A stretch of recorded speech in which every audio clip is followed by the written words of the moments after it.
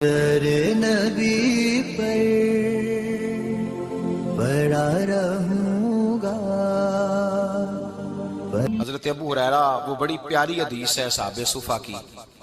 حضرت ابو ہریرہ رضی اللہ تعالیٰ عنہ فرماتے ہیں کہ بڑی بھوک لگی تھی، کئی دن بیت گئے، کھانے کو چیز ہی کوئی نہ ملی، کھانے کو شے ہی کوئی نہ ملی، کئی دن گزر گئے۔ فرماتے ہیں کہیں سے ایک دودھ کا پیالہ آیا، میرے مصطفیٰ کریم نے دست مبارک میں پکڑا، میری نظر پڑی تو میرا دل کرے سارا مجھے ہی مل جائے۔ کتنے پیالے دودھ کے؟ ایک پیالہ، سارا مجھے مل جائے۔ کہتے ہیں حضور نے فرمایا ابو ہریرہ بھوک لگی ہے؟ میں نے کہا حضور بتا نہیں سکتا اتنی لگی ہے۔ تو حضور نے فرمایا پیچھے کتنے لوگ ہیں؟ کہ حضور 70 ہیں، 70 اصحاب صفا ہیں، 70 طالب علم ہیں۔ فرمایا سارے ہی بلا کے لے آ۔ حضرت ابو ہریرہ کہتے ہیں میں جا بھی رہا تھا اور پریشان بھی تھا، 70 پیئیں گے تو بچے گا کیا؟ بچے گا کیا؟ کیا بچے گا؟ کہتے ہیں میں گیا، بلا کے لایا، اور لا کر کے نا لائن میں کھڑے کر دیے تو رسول پاک نے مجھے پکڑایا۔ میرا خیال تھا کہ پہلا نمبر میرا ہوگا پینے کا، لیکن حضور نے فرمایا تو ساقی بننا، ساقی جو ہوتا ہے وہ آخر میں پیا کرتا ہے، تو اس طرح کر کے شروع ہو جا، وہاں سے پلانا شروع کر۔ حضرت ابو ہریرہ کہتے ہیں پہلے کو میں نے دیا، وہ جب پیتا جاتا تو میری نظر دودھ پہ تھی، وہ پیتا جا رہا تھا، میری نگاہ دودھ پہ تھی، کتنا رہ گیا، کتنا کم ہو گیا۔ فرماتے ہیں اس نے سیر ہو کے پیا، اور تھوڑا سا نا اس نے ہچکچاہٹ محسوس کی کہ دوسرے ساتھی کے لیے بھی چھوڑ دوں۔ کہتے ہیں جب اس نے لبوں سے اتارا تو میرے مصطفیٰ کے لب کھلے۔ فرمایا شرما نہ، راج کے پی، سیر ہو کے پی۔ حضور نے صحابی سے فرمایا سیر، اب تنگی داماں پہ نہ جا، اور بھی کچھ مانگ ہے، آج وہ مائل بہتا، اور بھی کچھ مانگ، چل پی۔ کہتے اس نے سیر ہو کے پیا تو حضور نے فرمایا چل ابو ہریرہ اب اس طرح کر، دوسرے کو دے۔ حضرت ابو ہریرہ فرماتے ہیں انہوں نے بھی پیا تو ہچکچا کے نہ تھوڑا پی کے چھوڑا۔ حضور نے فرمایا ڈر نہ، کھول کے پی، کھول کے پی، یہ آستانہ نور کی خیرات ہے، یہ کم نہیں ہوا کرتی، یہ رسول اللہ صلی اللہ علیہ وسلم کا دیا ہوا تبرک ہے، اس کے اندر کمی نہیں ہوتی۔ فرماتے ہیں ایک نے پیا، 2 نے پیا، 70 نے پیا۔ فرماتے ہیں جب میری باری آئی تو حضور نے فرمایا پیو، چونکہ میرے دل میں تو خیال تھا نا پہلے ملے گا، تو دیر ہو گئی انتظار کرتے، 70 بندوں کی لائن ہو تو مشکل تو ہو ہی جاتا ہے۔ فرماتے ہیں اب جب میں نے پیا تو میرے مصطفیٰ نے کہا چل ابو ہریرہ تھوڑا اور پی لے۔ فرماتے ہیں اور پیا، میں نے سیر ہو کے پیا، رج کی پیا تو حضور نے چل تھوڑا اور پی لے۔ فرماتے ہیں اور پیا تو حضور نے فرمایا چل یار فکر نہ کر، اور پی لے، تھوڑا سا پی لے، اور پی لے، اے ساقی تیری خیر، تیرے میں کدے کی خیر، اے ساقی تیری خیر، تیرے میں کدے کی خیر، ایسی پلا کہ جس کا نشہ عمر بھر رہے۔ کہتے ہیں کہ نہ انکار کری اج ساقی، اج موسم بڑا سہانا، مستی دا ہن می برسا دے، نہیں پیاس دا کوئی ٹھکانا، تیرے کول شراب پرانی تے ساڈا درد بھی بڑا پرانا، آزم ہس ہس ٹال نہ سانو، اسی پیتیوں باج نہیں جانا، اور پیو، اور پیو۔ کہتے ہیں کھل کے پیا۔ جب میں سیر ہو گیا نا تو میں نے کہا یا رسول اللہ اب تو میرا پیٹ باہر آ گیا ہے، اب نہیں میں پی سکتا۔ تو مصطفیٰ کریم نے فرمایا لا پھر میں پیتا ہوں۔ 71ویں نمبر پہ میرے رسول نے پیا۔ ہمارے شیخ استاد جب حدیث پڑھایا کرتے تھے نا، فرماتے تھے یہ تو ساری دنیا بیان کرتی ہے، ساری دنیا، ایک دودھ کا پیالہ 70-71 نے پیا، اور یہ بھی بیان کیا کرو کہ 2 جہاں کے سردار ہیں اور 70 غلاموں کا جھوٹا پی رہے ہیں، یہ بھی بیان کیا کرو۔ مصطفیٰ کی یہ عاجزی بھی بیان کیا کہ 70 کا جھوٹا حضور نے پیا اور امت کو درس دیا، درس دیا میرے مصطفیٰ نے کہ میرے مومن کے جھوٹے میں اللہ نے شفا رکھی ہوئی ہے، یہ شفا ہے، حضور کا فرمان ہے۔ اصحاب صفا کہتے ہیں کہ 70 کو ایک پیالہ، اس رنگ میں ہم نے تعلیم حاصل کی، اور جب تعلیم حاصل کر چکے تو پھر میرے نبی نے ڈیوٹی لگائی، فرمایا بلیغوا انی ولو آیا، اب میدان میں نکلو، ایک ایک آیت لو اور نکل جاؤ۔ نبی پاک صلی اللہ تعالیٰ علیہ وسلم نے، اب جہاں پڑھایا جاتا ہے اس ادارے کا کوئی نہ کوئی نام ہوتا ہے، رسول پاک صلی اللہ علیہ وسلم نے درس و تدریس کے لیے سب سے پہلے ایک جگہ کا انتخاب فرمایا جو حضرت ارقم کا گھر تھا، اسے دار ارقم کہا جاتا تھا۔ دار ارقم کے اندر نبی پاک صلی اللہ علیہ وسلم نے تعلیم و تعلم کا سلسلہ شروع کیا۔ ابتدائی لوگ جو حضور سے دین کی تعلیم لینے والے، حضرت ابوبکر صدیق رضی اللہ تعالیٰ عنہ، حضرت عمار بن یاسر رضی اللہ تعالیٰ عنہ، حضرت مصعب بن عمیر رضی اللہ تعالیٰ عنہ، حضرت جناب سیدنا عمر فاروق رضی اللہ تعالیٰ عنہ مکی زمانے میں جتنے لوگ مسلمان ہوئے وہ جس مدرسے میں جا کے تعلیم حاصل کرتے تھے اس کا نام دار ارقم تھا. وہاں بیٹھ کر وہ دین کی تعلیم لیتے تھے. دار ارقم اس کو کہا جاتا تھا. اس کے اندر نبی پاک صلی اللہ علیہ وسلم نے ایک ماحول بنایا. اگرچہ چھپ کے لوگ آتے تھے, لوگوں کی نظروں سے چھپ کے آتے تھے, لیکن وہاں آتے تھے اور آ کے پڑھا کرتے تھے. دار ارقم کے بعد جب معاملات آگے بڑھے اور سید عالم صلی اللہ تعالی علیہ وسلم نے پسند فرمایا کہ ماحول کو بڑھایا جائے, تو حضور تھوڑا باہر نکلے. پھر حالات کشیدگی کی طرف بڑھے. اللہ پاک نے اپنے محبوب کو مدینے کی جانب ہجرت کرنے کا حکم ارشاد فرما دیا. حضور مدینہ طیبہ تشریف لے گئے. وہاں جا کے حضور نے جو سب سے پہلا کام کیا وہ کیا تھا, بول کے بتائیں. مسجد حضور نے بنائی. مسجد قباء کی بنیاد رکھی. پھر سید عالم صلی اللہ علیہ وسلم جب مدینہ شہر میں گئے تو حضور نے مسجد نبوی کی بنیاد رکھی. یہ مسجد پورا مرکز تھی دین کا. جو کام ہم مسجد سے لیتے ہیں نا, وہ تو یہ ہے کہ نماز پڑھنے چلے گئے, جمعہ پڑھنے چلے گئے, بڑے خیر کے کام ہیں. ہاں اگر کبھی قسم اٹھانی ہوئی, کسی کو کہنا ہوا قسم اٹھا, تو پھر چلے گئے. یہ بھی ایک رواج ہے. صحابہ کرام نے مسجد سے جو کام لیا وہ یہ تھا کہ انہوں نے اپنی نجی زندگی سے لے کر قومی زندگی تک, اپنے ذاتی معاملات سے لے کر معاشرتی معاملات تک سارے کے سارے مسجد کے ساتھ جوڑ دیے. نبی پاک صلی اللہ علیہ وسلم ان کی ذاتی باتیں بھی مسجد میں بیٹھ کے انہیں بتاتے تھے. قومی, معاشرتی, عالمی باتوں کے بارے میں بھی حضور مسجد میں بیٹھ کر ارشاد فرماتے. سیاست میں ناپاکی اس وقت آئی ہے جب سیاست مسجد سے نکل گئی ہے.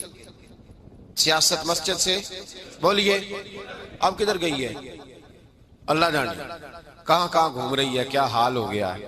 اقبال کہتے ہیں کہ جلال بادشاہی ہو یا جمہوری تماشا ہو, جدا ہو دین سیاست سے تو رہ جاتی ہے چنگیزی. ہلاکو خان یا چنگیز پیدا ہوتے ہیں جب دین اور سیاست کو الگ الگ کیا جاتا ہے. سارے کام مسجد میں ہوتے تھے. حضور صلی اللہ علیہ وسلم نے محسوس کیا کہ کچھ لوگ تو آتے تھے ضروریات کا علم سیکھنے. طالب العلم فریضۃ علی کل مسلم, ضروریات کا علم سیکھنا ہر مسلمان پر فرض ہے. وضو, غسل, پاکی, پلیدی, نماز, حج فرض ہو جائے تو حج, زکوٰۃ فرض ہو تو زکوٰۃ کے مسئلے سیکھنے فرض ہو گئے. شادی کرتا ہے تو نکاح, طلاق, حیض و نفاس کی باتیں سیکھنی ضروری ہو گئیں. یہ تو ہر مسلمان پر. ایک ایک کل دین کا سیکھنا وہ فرض کفایہ ہے کہ پورے شہر میں سے 2-1 لوگ بھی سیکھ لیں تو سب کی طرف سے وہ فرض ادا ہو گیا. اب حضور چاہتے تھے کہ پورا دین بھی لوگ سیکھیں. صحابہ میں سے کچھ تاجر تھے, صنعتکار تھے, کھیتی باڑی کرنے والے تھے. وہ شام کو آتے تھے, کچھ وقت گزارتے تھے. محبوب کا ارادہ ہوا کہ کچھ ایسا ادارہ قائم کیا جائے, کچھ ایسے لوگ ملیں جو یہیں رہیں ہمیشہ.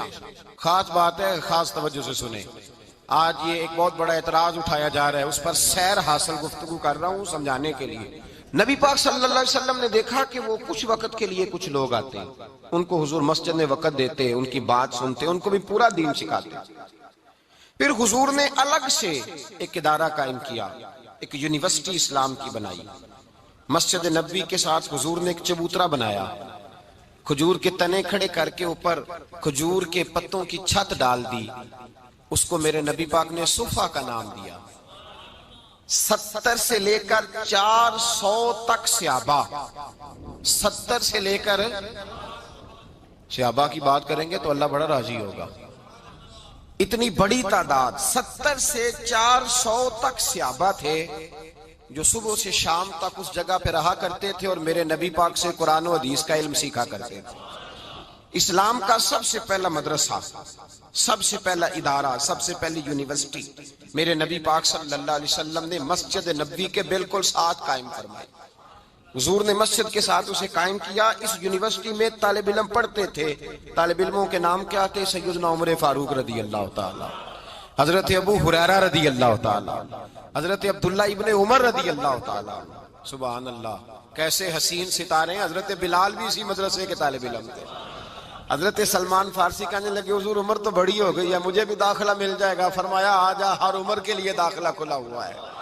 یہاں ہر عمر کا، ہر نہج کا، ہر رنگ کا، ہر نسل کا، یہ سارے 70 کے 70 حضور سے قرآن سیکھنے بیٹھتے تو مدینے کے چاند کی نظر اٹھتی تو حضور فرماتے انہیں معمولی نہ سمجھنا، اصحابی کالنجوم، یہ تو سارے میرے ستارے ہیں، یہ ستارے ہیں، ستارے۔ خوبصورت آنگن گلشن حضور نے بنایا، ایک مدرسہ قائم ہو گیا، اس میں پڑھنے لگے یہ لوگ۔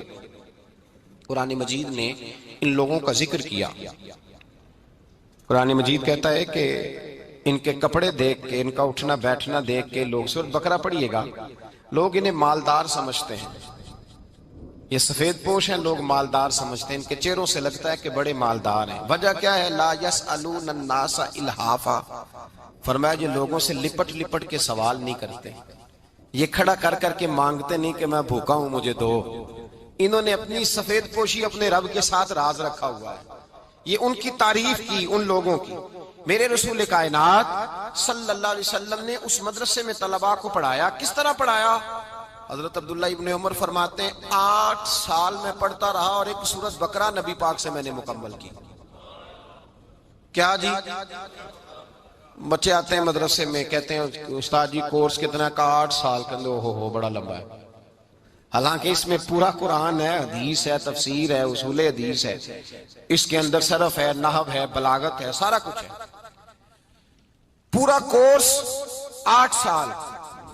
حضرت عبداللہ ابن عمر کہتے ہیں میں نے نبی پاک صلی اللہ علیہ وسلم سے 8 سال میں صرف سورۃ بقرہ پڑھی، اور جب میری مکمل ہو گئی تو میرے ابا جی جناب عمر نے اونٹ ذبح کر کے صحابہ کی دعوت پکائی، اونٹ ذبح کر، کتنے راضی ہوئے میرے والد گرامی۔ حضرت عبداللہ ابن عمر نے علوم حاصل کیے، پھر اس کا فائدہ کیا ہوا کہ مدینے میں جس آدمی نے حضور کے وصال ظاہری کے بعد مسئلہ پوچھنا ہوتا تھا، عبداللہ ابن عمر سے جا کے لوگ پوچھا کرتے تھے۔ وہ مفتی مدینہ، مفتی مکہ، مفتی حجاز کے نام سے معروف ہوئے۔ یہ یونیورسٹی رسول پاک نے قائم فرمائی۔ اس یونیورسٹی میں پڑھنے والوں کا طریقہ کیا تھا؟ یہ سننی ہے بات آپ نے۔ لوگ سمجھتے ہیں کہ یہ ایسے ہی لوگ ہیں، بس کوئی پرسانے حال ہی نہیں۔ وہ جو لوگ وہاں رہتے تھے ان کا ذریعہ معاش کیا تھا؟ لوگ آگے پوچھتے ہیں مولانا آپ کام کیا کرتے ہیں؟ تنزن پوچھتے ہیں یہ بچے روٹی کہاں سے کھاتے ہیں؟ آؤ نبی پاک صلی اللہ علیہ وسلم کے مدرسے کے طلباء کی روٹی کا طریقہ سنو۔ حضرت ابو ہریرہ فرماتے ہیں رسول پاک نے ہمیں اپنے مالدار صحابہ پر تقسیم کر دیا تھا۔ فرماتے ہیں کوئی 10 کو ساتھ لے جاتا تھا، کوئی 12 کو ساتھ لے جاتا تھا، کوئی 13 کو ساتھ لے جاتا تھا۔ ابو بکر صدیق 70 کو لے جایا کرتے تھے، 70 طالب علموں کو لے جاتے تھے اور جا کے کھانا کھلایا کرتے تھے۔ اور فرماتے ہیں جب صحابہ کے باغوں میں کھجوریں پکتی اور جب انگور پکتے تو کہتے ہیں جہاں صحابہ صفہ کا چبوترا تھا، جہاں مدرسہ تھا، وہاں صحابہ نے ایک رسی باندھ دی تھی جس کے باغ میں تازہ کھجوریں پکتی تھی، وہاں لا کے لٹکایا کرتا تھا۔ وہ تازہ انگور وہاں لا کر کے لٹکایا کرتا تھا، طالب علم کھاتے تھے، وہ بھی خوش ہوتے تھے، رسول پاک بھی راضی ہوا کرتے۔ یہ مدرسہ تھا، مدرسہ۔ اور حضرت ابو ہریرہ فرماتے ہیں ہم طالب علم تھے، ہمارے وجود پر کپڑے بھی پورے نہیں ہوتے تھے۔ کسی کے پاس تہمد ہوتی تھی تو کرتا نہیں ہوتا تھا، کسی کے پاس کرتا ہوتا تھا تو اسی کو تہمد بنا لیتا تھا۔ لباس بھی پورے نہیں، کھانے کے لیے چیزیں بھی پوری میسر نہیں۔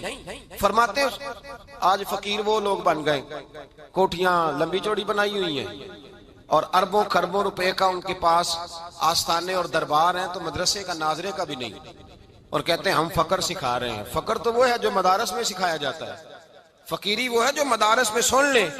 اب مولوی بیچارہ بالکل معرفت سے دور ہو گیا ہے، اور جس کو معرفت کا ترجمہ نہیں آتا وہ معرفت والا ہو گیا ہے۔ نیرنگیے سیاست دوران تو دیکھیے یہاں منزل انہیں ملی ہے جو شریک سفر نہ تھے، عجیب چکر چل گیا۔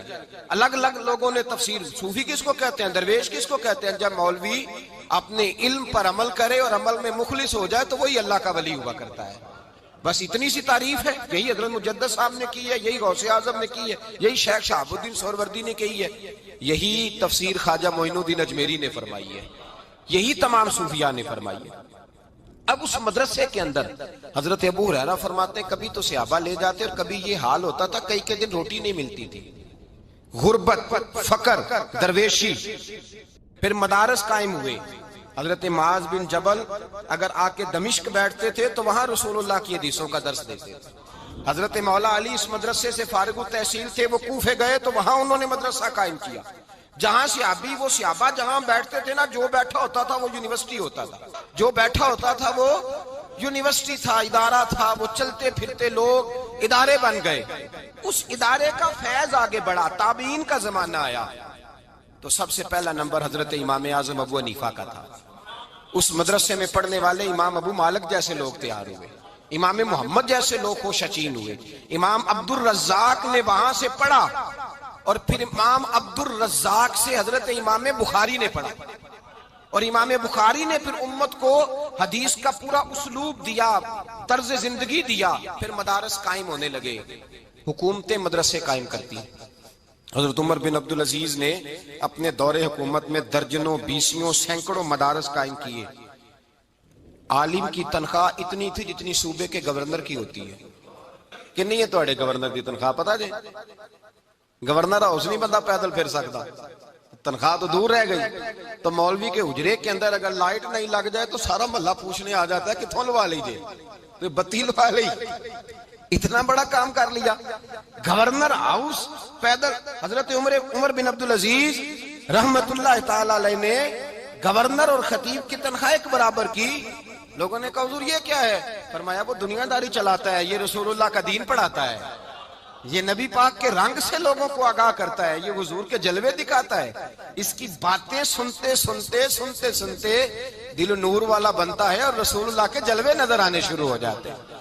تو میں اس کی یہ مدارس کا ایک پورا سلیبس بنایا گیا. اب باری آ گئی ہماری، بالخصوص پاکستان اور ہندوستان کی. انڈیا کے اندر پھر بھی مدارس کے ساتھ گورنمنٹ کا رویہ کچھ اور طرح کا ہے. ہمارے ہاں کوئی گورنمنٹ کوئی مدرسہ نہیں چلاتی. جو مدرسے گورنمنٹ چلاتی ہے وہ بھی اپنے مقصد کے لیے چلاتی ہے، دین کے لیے نہیں چلاتی. جن مدارس کو گورنمنٹ فنڈ دیتی ہے اس سے مقصد جو بھی گورنمنٹ دیتی ہے، میں نام نہیں لیتا، اور یہ سارے کرتے ہیں. ایک طرف شور کرتے ہیں فلانا مدرسہ دہشت گرد ہے، سب کو پتا ہے کس کا مدرسہ دہشت گرد ہے. اب بتانے کی ضرورت آپ کو پتا ہے کہ نہیں؟ پکی بات ہے. جن کو پتا ہے وہ ہاتھ کھڑا کریں. دہشت گرد مدرسوں کا جن کو پتا ہے، تو اتنے سارے بندوں کو پتا ہے. جنہوں نے نہیں نا ہاتھ کھڑے کیے وہ ساتھ والے سے پوچھ لینا، بتا دے گا، وہ بتا دے گا ساتھ والے کو. پتہ ہے نا جی آپ حضرات. اب گورنمنٹ ہماری ان مدارس کو فنڈ دیتی ہے اس لیے کہ بغل بچہ تنظیمیں بنا کے رکھنا چاہتی ہے. اگر گورنمنٹ چاہے تو کوئی دہشت گرد مدرسہ کبھی بھی آگے بڑھ سکتا. جب آپ اتنے سارے لوگوں کو پتا ہے، مجھے پتا ہے، تو ان کو نہیں پتا؟ سب کو پتا ہے کون دہشت گرد ہے. جو اہل حق کے مدرسے ہیں، اہل حق کے، ان مدارس کو نہ گورنمنٹ کو فنڈ جاری کرتی ہے نہ باہر سے کوئی ایڈ آتی ہے. مدرسہ ایک پوری ضرورت ہے. اور مدرسے کی حاجت کیا ہے؟ آپ تراویح کے لیے جب رمضان شریف شروع ہوتا ہے تو حافظ کی ڈیمانڈ کرتے ہیں. حافظ کی. میرے بھائی جب آپ گھی لینے جاتے ہیں تو آپ کو یہ تو پتا ہوتا ہے نا گھی بنتا کہاں ہے، خریدیں گے کیسے، اس کی ساری صورتحال کا آپ کو پتا ہے. پاکستانی کوئی بھی نہیں کہے گا کہ گھی والی انڈسٹری بند کر دو، اس لیے کہ گھی کے بغیر ہنڈیاں نہیں پکتی. آپ فوری طور پہ ان چیزوں کا پتہ رکھتے ہیں. حافظ مانگتے ہو، حافظ کہتے اچھا قاری ہونا چاہیے، اچھا قاری، قرآن پاک اچھا پڑھنے والا. کیوں حضرت؟ اچھا قاری، اچھا حافظ. تو سوال یہ ہے کہ اچھا قاری پیدا کہاں ہوگا؟ کہاں پیدا ہوگا اچھا قاری؟ اسکول میں، کالج میں، دربار پہ؟ کہاں پیدا ہوگا؟ نہیں بول کے بتائیں. تو مدرسہ کون چلائے گا؟ مدرسے کے ساتھ تو رویہ یہ ہے کہ لوگ زکوٰۃ کے پیسے دینے آتے ہیں مدارس میں، زکوٰۃ کے، اور اس پر بھی ان کا خیال یہ ہوتا ہے کہ جمعے والے دن 10 دفعہ اعلان کیا جائے کہ ہم نے مدرسے کو زکوٰۃ دی ہے. حالانکہ زکوٰۃ تو اس آدمی کی نیکی ہے جو آپ سے وصول کر رہا ہے. آپ پڑھیں اٹھا کے بزرگوں کو، اس پر بھی 10 دفعہ، 20 دفعہ، 100 دفعہ لوگ سوچتے ہیں، اور پھر جا کر کے لوگ اس طرف توجہ کرتے ہیں. مدارس اسلامیہ ذبح حالی کا شکار ہے. آپ کو عالم کی ضرورت ہے. مجھے بتلائیے، بچے کی پیدائش سے لے کر کان میں اذان دینے سے لے کر جنازے تک ڈیوٹی کون سا انجام دیتا ہے؟ اور جب حالات بگڑ جاتے ہیں، مسائل بن جاتے ہیں، میں 3 دفعہ طلاق کہہ بیٹھا ہوں، میں یہ کر بیٹھا ہوں، ادھر ہو گیا ہوں، تو مسائل کون بتاتا ہے؟ تو عالم کہاں پیدا ہوگا؟ اگر وہ انڈسٹری بند کر دی جائے جہاں عالم نے پیدا ہونا ہے، اس کے ساتھ ہمارا تعلق ہی کوئی نہ رہے، تو علماء کیسے پیدا ہوں گے، قاری کیسے پیدا ہوں گے، حفاظ کیسے پیدا ہوں گے؟ جب آپ کسی چیز کی تشکیل میں دلچسپی نہیں رکھتے، اور یاد رکھیں حافظ پیدا ہوں گے، قاری پیدا ہوں گے تو لفظ محفوظ رہیں گے، عالم پیدا ہوں گے تو قرآن کے معنی محفوظ رہیں گے، اور اللہ نے یہ ذریعہ بنایا ہے ان کی حفاظت کا۔ علماء بڑی ضروریات ہوتی ہیں میرے بھائی، بڑی ضروریات ہوتی ہیں۔ ایک عالم کی کتاب اس زمانے میں اتنی مہنگی ہے کہ کتاب تک پہنچنا مشکل ہو گیا۔ میں نے پہلے بھی بات عرض کی تھی، میں نے ایک حدیث فتاوی رضویہ سے ایک دفعہ جمعے میں سنائی، میرے پاس کچھ لوگ آئے، کہنے لگے مولانا یہ حدیث آپ نے سنائی ہے، ہمارے مولوی صاحب کو تو 25 سال ہو گئے خطبہ دیتے، کبھی نہیں سنائی انہوں نے، تو ان کو بھی چاہیے نا پڑھیں اور سنائیں۔ میں نے کہا مولانا کی تنخواہ کتنی؟ کہنے لگے 8,000 روپیہ۔ تو میں نے کہا جس کتاب سے میں نے حدیث سنائی ہے وہ کتاب ہی 14,000 کی آتی ہے، تو مولوی کہاں سے سنائے آپ کو؟ وہ بچوں کی روٹی پوری کریں یا آپ کو حدیث سنائے؟ یہ ابھی تراویحوں کا مسئلہ ہو رہا نا، صبح شام اعلان ہوتے ہیں علماء کی خدمت کرو، اور پھر دعویٰ ہوتا ہے 25,000 روپیہ دیا ہم نے مولوی صاحب کو۔ وہ میرے بھائی تو کپڑے تو لینے جا بازار کیا؟ اور مدارس کے طلباء کی کیا؟ پہلے تو مجھے شکوہ یہ ہے، اتنا سوتیلا مذہب ہے کہ کوئی آدمی اپنا ذہین اور پڑھا لکھا بچہ مدرسے لے کے نہیں آتا، لاتا ہی نہیں۔ جو بالکل سمجھتے ہیں نہ کام کر سکے گا نہ یہ سکول پڑھے گا، اس کو مدرسہ میں لا کے داخل کراتے ہیں، اور پھر پرسان حال کوئی نہیں مدارس اسلامیہ کا، کوئی پوچھنے والا نہیں۔ اور مدرسوں کے محتمم، ان کا تو اللہ بھلا کرے، وہ ویسے ہی مدرسہ بنا کے فارغ ہوتے ہیں، بچے سے انہیں کوئی دلچسپی نہیں، الا ماشاءاللہ ان کو دلچسپی اس چودھری سے ہے جو مدرسے کے ساتھ تعاون کرے گا۔ سب کی بات نہیں کرتا، بچوں کا ان کے شعور کو کس نے بیدار کرنا ہے، ان کو آگے کس نے لے کے جانا ہے۔ کبھی کبھی مدرسوں کا کھانا چیک کیا کریں جا کے، کبھی چیک کریں کسی مدرسے میں لنگر کیا پکتا ہے، آپ کے ہوش اڑ جائیں گے، ہوش اڑ جاتے ہیں۔ ہم مدرسے میں پڑھا کرتے تھے تو ایک دن بچوں کو شرارت سوجھی۔ اس وقت جو شرارتیں ہوتی ہیں وہ بڑی زبردست ہوتی ہیں، بلکہ وہ نا نئی ایجاد ہوتی ہیں طالب علمی کے زمانے میں۔ تو دال کھاتے کھاتے، میں تو ویسے بھی مدرسے میں امتحان کے دنوں میں رہا کرتا تھا، ابا جی کہتے تھے کہ گھر میں آ کے کھانا کھانا ہے، اس مدرسے میں پڑھنا ہے جہاں بندہ شام کو آ جائے۔ کچھ عرصے رہنا پڑا مدرسے میں، تو وہ دال جو تھی نا، وہ دال نہیں ملتی تھی پر دال پکی ہوتی تھی۔ اس دال میں دال، پتہ نہیں آپ کو سمجھ آئی ہے بات کی کہ نہیں، دال میں سے دال میسر۔ اور کئی دفعہ ایسے ہوتا تھا کہ سویرے سحری کا وقت ہوتا تھا یا ناشتے کا وقت ہوتا تھا، تو استاد کہتے تھے نہ پانی پا کے ابالی ہے تو پھر خراب نہیں ہوتی۔ تو اب وہ ان کا حکمت تھی سمجھانے کی، تو ہم بھی اس حکمت کو سمجھ جاتے تھے، پانی ڈال کے ابال لیتے تھے تو وہ بالکل ہی دال ختم ہو جاتی تھی، پتہ نہیں کیا بچتا تھا۔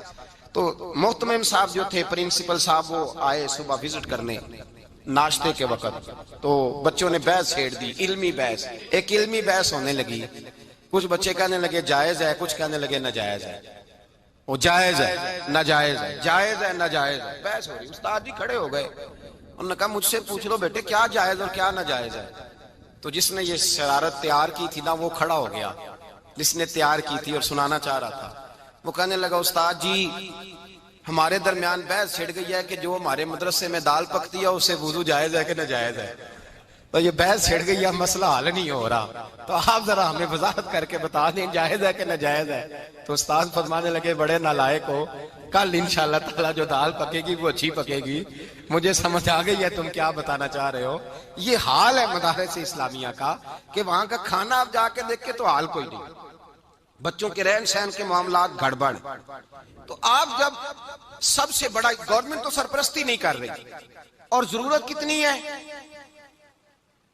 میں ذمہ داری سے بات کہہ رہا ہوں، میں خود غلام ہوں ایک آستانے کا، میں خود نوکر ہوں، لیکن میرے بھائی دین کو جب بھی ضرورت پڑی ہے نا، ہزار تنقید کریں، علماء میں آپ ہزار خامیاں تلاش کریں، لیکن آج بھی دین پر جب کڑا وقت آتا ہے، جب حکومتیں، سیاستدان، ظالم دین کے خلاف بات کرتے ہیں، تو جو طبقہ سب سے پہلے بولتا ہے وہ علماء کا طبقہ ہے۔ اپنی بے سر و سامانی کے عالم میں، غریبی کے عالم میں علماء کھڑے ہو جاتے ہیں، احتجاج ہوتا ہے۔ پیرانے عظام تو اللہ ماشاءاللہ اچھے اچھے لوگ بھی ہیں، لیکن پیر تو کسی نہ کسی پارٹی سے وابستہ ہے، بڑے بڑے پیرانے عظام تو کسی نہ کسی پارٹی میں ہے، کوئی پیپلز پارٹی میں ہے، کوئی نون لیگ میں ہے، کوئی تحریک میں ہے، کوئی کسی میں ہے، کوئی کسی میں ہے. وہ تو سارے مست ہیں، ان کا تو معاملہ ہی نہیں. وہ تو ادھر آتے ہی نہیں. وہ تو کہتے ہیں مولوی کو کیا پتا ہوتا ہے، ہم نے کوئی معرفت یاد کر لی، اللہ جانے وہ کس بلا کا نام معرفت رکھا ہوا ہے. میرے بھائی یاد رکھیں، مدارس اسلامیہ اور قرآن، آپ مارکیٹ میں چلے جائیں، کوئی ہماری حکومت نے پریس نہیں لگایا ہوا، کوئی پریس نہیں کہ یہاں دینی کتابیں چھپیں گی، یہ دین کے لیے ہم کام کر رہے ہیں، کوئی شے نہیں. آپ بازار میں جا کے کہیں کہ مجھے دین کے فلانے موضوع پہ کتاب چاہیے، ایک نہیں آپ کو درجنوں کتابیں ملیں گی. اور جب آپ کتاب کھول کے دیکھیں گے تو پتہ چلے گا اس نے لکھی ہے جو کسی مدرسے کے حجرے میں بیٹھا کرتا تھا، جو کسی مسجد کے حجرے میں بیٹھا تھا، اسی نے پروف ریڈنگ کی، اسی نے کام کیا. کتابیں بھی مدرسے لکھتے ہیں، حافظ بھی مدرسے پیدا کرتے ہیں. دین کے بارے میں اگر کوئی پراپوگنڈا ہوتا ہے تو اس کا جواب بھی. اور ایک جج صاحب کے میں نے یہ ریمارک سنے، ایک مولانا پہ کیس ہو گیا، یہ سپیکر اب اللہ خیر کرے مولوی صاحب ایک ہمارے دوست ہیں، تو وہ کہتے ہیں لاؤڈ سپیکر پہ غلطی سے دو چار جملے جمعے کے میں کہہ بیٹھا، مجھے اندازہ ہی نہیں تھا کہ باننی ہوا. خود بیان کرتے ہیں. تو کیس ہو گیا، لے گئے پولیس والے پکڑ کے. کہتے ہیں جب میں جا رہا تھا نا تو میری مسجد کی کمیٹی والے کہنے لگے حضرت جی فکر نہ کیجئے گا، نمازیں ہم پڑھ لیں گے، اب نمازوں کی فکر نہیں کرنی، انشاءاللہ ہم آئیں گے آپ کے پیچھے. یہ ظلم کی حد ہے. اور اب وہ کیس ہو گیا تو جب عدالت میں گئے تو کہتے ہیں جج صاحب کے ریمارکس کیا تھے. جج صاحب کہنے لگے اس پولیس آفیسر سے، اور تو تمہارے ہتھے کوئی نہیں چڑھتا، یہ مسکین مولوی جو کانپ رہا ہے تمہارے سامنے، شرم کا مارا کہ میں پولیس کی گاڑی میں بیٹھا ہوں گا تو لوگ پتہ نہیں کیا سمجھیں گے، کس جرم میں جا رہا ہے، کیا لوگ سمجھیں گے، اللہ جانے کیا کیا سوچیں. اس جج کے ریمارکس تھے. وہ کہنے لگا یہ علماء شور کرتے ہیں تو دنیا بچی ہوئی ہے، اگر یہ علماء اپنی مساجد میں، محفل میں، جلسوں میں شور نہ کرو، تم تو گلیوں میں ننگے ہو کے پھرنا شروع کر دو، جو تمہارا حال ہو گیا. یہ تو بیچارہ ایک طبقہ ہے. اور ہمارے ملک میں بہت سارے گناہ کرنے کو تیار ہیں حکمران، لیکن مدارس اسلامیہ اسلام کے قلعے بنے ہوئے ہیں، ان مدارس کے لوگ کھڑے ہو جاتے ہیں. ہاں کچھ طبقہ دہشت گردوں کا ہے لیکن سارے نہیں، وہ تو آٹے میں نمک کے برابر ہے، ایک جھٹکے میں ختم ہو سکتے ہیں. اہل حق کی کثرت ہے. جب بھی حکمران کو زیادتی کرتے ہیں تو مدارس کے لوگ میدان میں نکلتے ہیں. اور علماء نے اپنی ذاتی حیثیتوں سے مدرسے قائم کیے، ہمت کر کے، جدوجہد کر کے. یقین کریں مانگنا مشکل ہو جاتا ہے. زندگی میں 2-3 لوگوں سے مجھے کہنے کا موقع ملا، 2-3 لوگوں سے مجھے ذاتی طور پہ مدرسے کے لیے کہنے کا موقع ملا، ورنہ میں ذاتی طور پہ نہیں کہتا. اس کے بعد ہی توبہ کر لی. ایک صاحب سے میں نے کہا کہ مدرسے کے ساتھ کچھ تعاون کریں، تو کہنے لگا مجھے کسی نے کہا کہ آپ جائیں، ان کا کہنا ہے کہ وہ آئیں گے تو میں کچھ کروں گا. میں چلا گیا، میں نے اس کو جا کے کہا کہ یار مدرسے کے ساتھ کچھ تعاون کرو. کہنے لگا مولانا میرا پیسہ 1 نمبر نہیں ہے، 1 2 3 نمبر ہے، تو میں نے ویسے رکھا ہوا ہے آپ کے لیے تو میں دے دوں گا، ویسے 1 2 3 نمبر ہے. میں اس شخص کی شکل دیکھی اور میں اپنے وجود میں سوچنے لگا کہ یار اس نے کس طرح کا رویہ اختیار کیا، کس طرح کا رویہ اختیار. ایک صاحب 1 سال مدرسے میں پیسے دینے آئے تو مجھے کہنے لگے میں ہر سال آیا کروں گا. اگلا سال آیا تو حالات ہر سال کشیدہ نظر آتے ہیں ہمیں. میں نے اس کو ٹیلی فون کیا کہ صاحب آپ نے کہا تھا میں ہر سال آؤں گا. کہنے لگے مجھے دکھ ہوا ہے. کسی اور ساتھی کو کہنے لگے مجھے دکھ ہوا ہے، وہ تو مجھے شرمندہ کر رہے ہیں. ایک صاحب مجھے تیسرے صاحب مجھے گھر آ کے کہنے لگے کہ جب آپ کو ضرورت پڑے کسی اور کو نہیں کہنا، مجھے اطلاع دینی. میں نے اطلاع دی تو اس نے کچھ نہیں تو 100 آدمی کو بتایا کہ میں نے پھر پوچھا، میں نے کہا بھائی میں نے تمہیں ذاتی کام بتایا تھا، تم نے 100 جگہ پہ بات کی اور تم کہہ کے نہیں گئے تھے. نہیں وہ تو ایسے میں نے کہا تھا. آپ یقین کریں رسوائی کا عالم ہے. ایسے تلخ حالات میں ہم وقت گزارتے ہیں اور ہمارے مدارس کے بچے اس طرح زندگی بسر کرتے ہیں. اور ہم خود ان صحبتوں سے گزر کے آئے ہیں، ہم نے وہ رنگ دیکھا ہے کہ ہمارے استاد گرامی نے تفسیر روح البیان کا ترجمہ کیا تو چھاپنے کے لیے پیسے نہیں تھے، انہوں نے اپنے گھر کی 4 بیچ ڈالی، اضافی برتن نکال کے بیچ ڈالے. ایک بیٹی کا جہیز بنا کے رکھا تھا. کہنے لگے بیٹے تیری شادی میں سال ہے، اگر تو اجازت دے تو میں بیچ لوں، میری عمر بھر کی کمائی ہے، میں چاہتا ہوں میری زندگی میں چھپ جائے.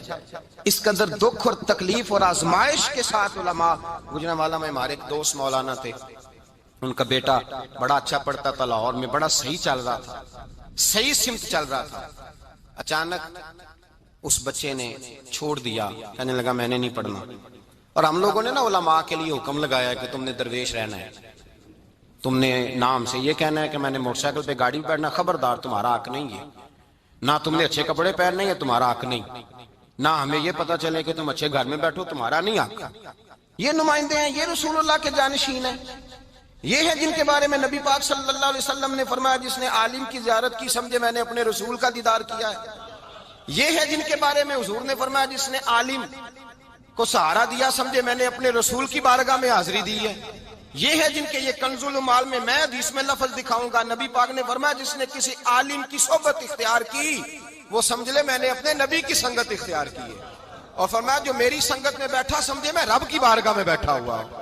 اتنا بڑا اس آدمی کا درجہ ہے جس کو کھڑا کر کے پوچھا جاتا ہے کہ وہ تو گاڑی میں بیٹھا ہوا تھا تو بتا گاڑی کہاں سے آئی. مولوی صاحب کو تو بالکل ان کو اجازت نہیں ہے. اور ایسی عجیب. مولانا مجھے ٹیلی فون کرنے لگے، کہنے لگے میرا بیٹا آپ سے بڑا متاثر ہے، آپ کا بڑا حیا کرتا ہے، مدرسہ چھوڑ گیا ہے، لائق بچہ، A1 ذہن اور A1 تعلیم اس بچے کی، آپ سمجھائیں. میں ملنے گیا، میں نے جا کے کہا بیٹے آپ اتنا اچھا پڑھ رہے تھے چھوڑ کیوں گئے؟ کہنے لگے نہیں میں نے دوست سے بات کر لیا، میں کوریا جا رہا ہوں. میں نے کہا بیٹے دین پڑھو، اس میں بڑی برکت ہے. کہنے لگے چھوڑ دیں آپ. کیا پڑھا ہے آپ نے؟ کیا کمایا ہے آج تک؟ مجھے گنوائیں. میرے ابے کو 22 سال ہو گئے مسجد میں. کیا ہے؟ میں نے کہا یار ساری باتیں ٹھیک ہے لیکن جو اللہ رسول اعزاز دیتے ہیں وہ تو بھی ہمیں نظر میں رکھنا چاہیے نا. کہنے لگے آپ رکھتے ہیں، میں رکھتا ہوں، لوگ نہیں رکھتے. میں نے کہا وجہ تو بتا. کہنے لگے 22 سال سے مسجد کی چھت پہ ہمارا مکان ہے، 4 بہنیں ہیں، بہن کا رشتہ دیکھنے لوگ آئے تھے اور وہ بی بی جس نے میری بہن کی ساس بننا تھا وہ مسجد کے اندر اس نے پیر رکھا اور جب وہ رشتہ دکھانے والی نے کہا نا سیڑھیوں پہ جانا ہے تو کہنے لگی ہائے ہائے یہ مسجد میں رہتے ہیں، میرا بیٹا آئے گا تو کہاں رہے گا. کہنے لگے میری بہن قرآن مجید کی حافظ، میری بہن عالم، میری بہن قاریہ، لیکن اس کی غلطی صرف اتنی تھی کہ اس کا ابا مسجد میں رہتا تھا. مجھے کہنے لگے حضرت جی وہ وہیں کھڑے کھڑے میری تہجد گزار بہن کے بارے میں کہہ کے گئی ہم نے نہیں رشتہ کرنا، میرا بیٹا مسجد میں آئے گا. میں نے نہیں کہا بیٹا بیانا. کہتے ہیں وہ میں سن رہا تھا، 2 بوتلیں ہاتھ میں پکڑے، میں مسجد کے ستون کے ساتھ کھڑا تھا. تو وہ بی بی رشتہ کرانے والی کہنے لگی ایک دفعہ دیکھ تو لے بیٹی کو. کہنے لگی تو کہتی ہے میں دیکھ لیتی ہوں پر انکار یہی ہے، ہم نے رشتہ نہیں کرنا. کہنے لگے میں نے اٹار کے ٹوپی پھینک دی ہے، میں نہیں پڑھوں گا مذہب. یہ دے رہا ہے مذہب ہمیں، کیا غلطی ہے ہماری. بچہ چھوڑ کے چلا گیا لیکن مجھے اس کی باتیں کبھی کبھی راتوں کو بھی یاد آتی ہیں. مدارس اسلامیہ کے ساتھ زیادتی اور ظلم، اور مجھے شکوہ کسی حکومت سے نہیں، ان کا تو حال یہ ہے. مجھے شکوہ تو ان لوگوں سے ہے، ان لوگوں سے شکوہ ہے جو اپنے گھر کے اندر عالی شان بلڈنگوں میں رہتے ہیں لیکن مدارس کے بارے میں ان سے بات، بڑی جگہ پیسہ خرچ کرنے کو ہے، بڑا کچھ ہے ہمارے پاس، آپ کو پتا نہیں. یہ جو مدرسہ ہوتا ہے یہ رسول اللہ کے مدرسے کا فیض ہوتا ہے. یہ مدرسہ میرے نبی کی چاہت ہے، یہ مدرسہ میرے رسول نے بنایا ہے. اس مدرسے کے سب سے پہلے بانی اور محتمم کا نام محمد عربی ہے. یہ مدرسہ رسول اللہ صلی اللہ تعالی علیہ وسلم کے جانشین پیدا کرتا ہے. یہ مدرسہ رسول اللہ کے پیغام کو عام کرتا ہے. یہ مدرسہ دین کے مخالفوں کے سامنے بند باندھتا ہے.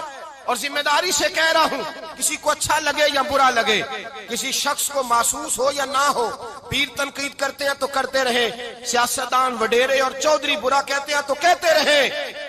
ہمیں تو اتنا پتا ہے کہ مدرسے علماء نے بنائے ہیں اور انشاءاللہ قیامت تک یہ بنتے بھی رہیں گے اور چلتے بھی رہیں گے. یہ کام ہوتا رہے گا انشاءاللہ تعالی، اس لیے کہ یہ دین کے قلعے ہیں اور رسول اللہ کے دین کے قلعے میں کوئی دراڑ ڈال سکتا؟ سوال ہی پیدا نہیں ہوتا کوئی دراڑ ڈال سکے.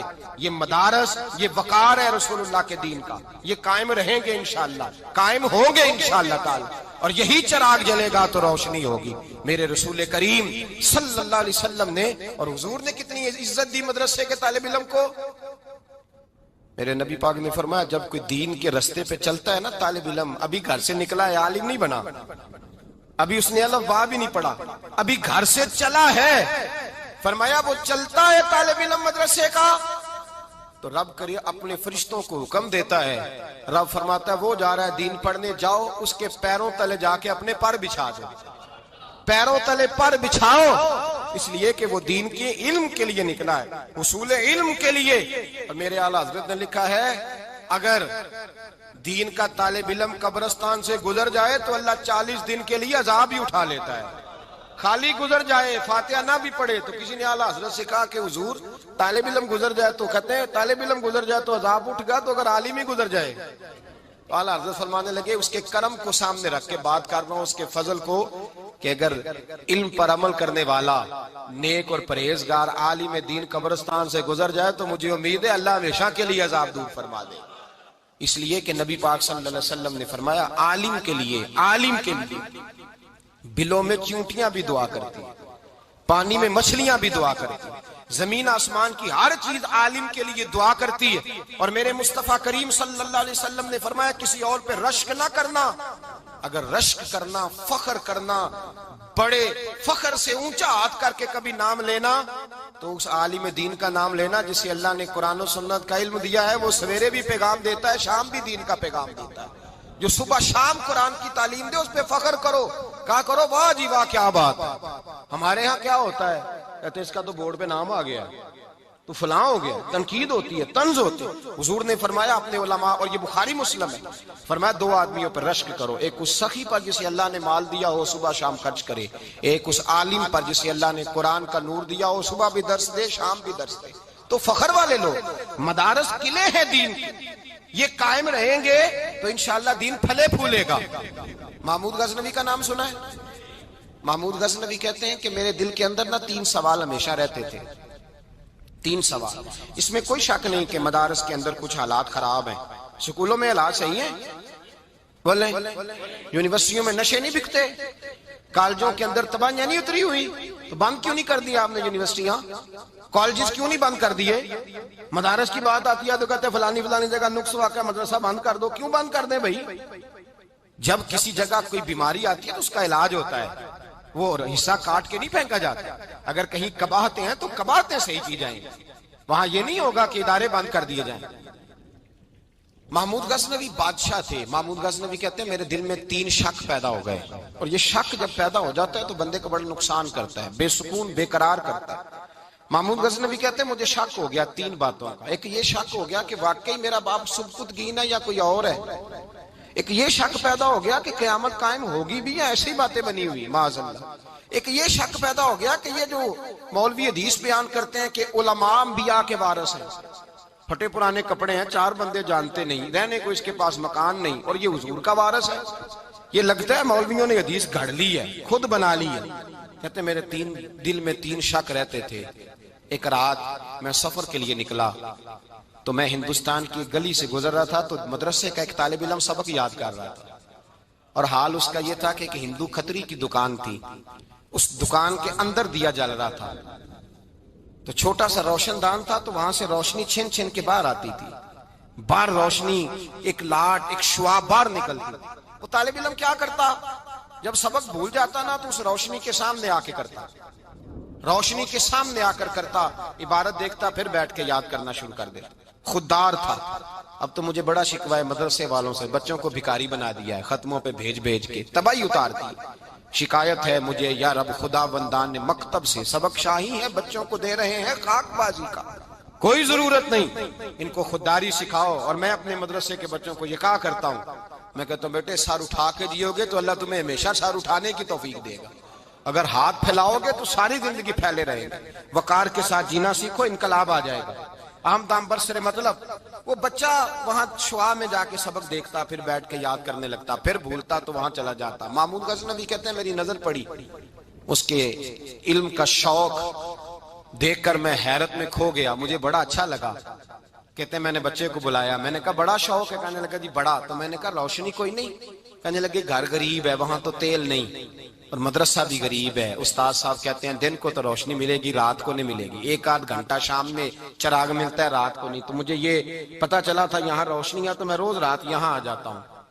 محمود غزنوی بڑے خوش ہوئے, بڑی ساری لالٹین تھی, اس بچے کو دی, کہنے لگے بیٹے رکھ لو, اور اس آدمی کی میں نے ڈیوٹی لگا دی ہے, جب بھی تیل ختم ہو تم آنا, یہ تمہیں دے گا.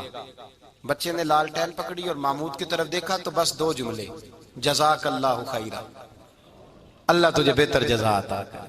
یہ کہہ کے وہ بچہ چلا گیا. محمود کہتے ہیں پتہ نہیں اتنا سکون دل کو کبھی نہیں ہوا جتنا آج ہوا ہے. اتنی ٹھنڈک پہنچی، 2 جملے، کوئی تعریف نہیں کی، کوئی قصیدہ نہیں پڑھا، اندر میرے سکون آ گیا۔ کہتے میں قربان جاؤں، رات کو جا کر میں بستر پہ لیٹا، دل کی آنکھیں بند، سر کی آنکھیں بند ہوئی تو دل کی کھل گئیں، مجھے مدینے والے محبوب کا دیدار نصیب ہو گیا۔ حضور میری خواب میں آئے، جلوے مہکنے لگے، خوشبوئیں بکھرنے لگی، حالات بدلنے لگے، اور کہتے ہیں نبی پاک نے ایک جملہ کہا اور میرے 3 سوالوں کے جواب دے دیے۔ حضور نے فرمایا او سبکتگین کے بیٹے، آج تو نے میرے ایک وارث کی خدمت کی ہے، میں قیامت کے دن تیری سفارش کروں گا۔ فرماتے ہیں مجھے مسئلے کی سمجھ آ گئی کہ میرا باپ سبکتگین ہے، قیامت قائم ہوگی، اور علماء واقعہ انبیاء کے وارث محمود کہا کرتے تھے کہ میں سمجھ گیا ہوں جتنا رب مدرسے کی طرف توجہ کرنے سے راضی ہوتا ہے، اور فرماتے ہیں میں سمجھ گیا ہوں۔ آج تو لوگ کہتے ہیں نا جس طرح کا مرضی نعت کا ہے اس سے نعت سنو، مدینے چلے جائیں گے۔ مدینے والے کہتے ہیں تو مدارس سے پیار کر، ہم تجھے مدینے بلائیں گے بھی، دیدار کرائیں گے۔ یہ جلوے ملتے، مدارس کو مضبوط کریں، علم سے مقابلہ ہے معاشرے میں، اور ہماری جماعت میں بالخصوص مدارس کا فقدان ہے۔ میں یہ نہیں کہہ رہا کمی ہے، فقدان ہے، دور دور تک علماء نہیں ملتے۔ مدارس کے اندر خاطر خواہ سہولیات ہونی چاہیے، قرآن و سنت پڑھنے والوں کو تو زیادہ سہولیات ملنی چاہیے۔ لوگ اپنی جان پر ظلم کر کے بچوں کو اسکول کالج میں مشقت کر کے 18 گھنٹے نوکری کر کے پڑھاتے ہیں، لیکن مدرسے کی جانب توجہ نہیں کرتے۔ مدارس قلعے ہیں، ان کو کبھی دہشت گرد کہہ کے بدنام کیا جاتا ہے، کبھی خشک ملا کہہ کے بدنام کیا جاتا ہے، کبھی کہا جاتا ہے کہ یہ بوجھ ہے معاذ اللہ تعالیٰ، معاشرے پہ بند ہو جانے چاہیے۔ ایک صاحب میرے پاس آئے، آپ پڑھے ہوئے کتنا ہے؟ میں نے کہا میرے پاس ڈگری ہے درسیات کی۔ نہیں آپ پڑھے کتنا ہے؟ میں نے کہا جو دین کا ڈگری لے کے آتا ہے، اس کے پاس سند ہوتی ہے، اس سے آپ کیا پوچھنا چاہتے ہیں کہ نہیں اسکول کتنا پڑھے ہوئے ہیں؟ میں نے کہا آپ کتنا پڑھے؟ میں نے بی اے کیا ہوا ہے۔ میں نے کہا ادھر آئیں بیٹھے، آپ نے بی اے کیا ہوا ہے نا، تو میں اپنے مدرسے کا ایک طالب علم جس کو پہلا سال ہے اس کو بٹھاتا ہوں آپ کے ساتھ، جو پہلا سال ہے، 8ویں سال والا نہیں، تو 2-4 باتیں آپ سے کرے گا، اور اردو ادب کی، عربی ادب کی 2-4 باتیں وہ آپ ڈسکس تو کر کے دیکھیں۔ ایک عالم دین اس نے مکمل درسیات کا کورس پڑھا ہوا ہے، اس سے لوگ کھڑا کر کے پوچھتے آپ کی تعلیم کتنی ہے؟ حد ہو گئی بھائی۔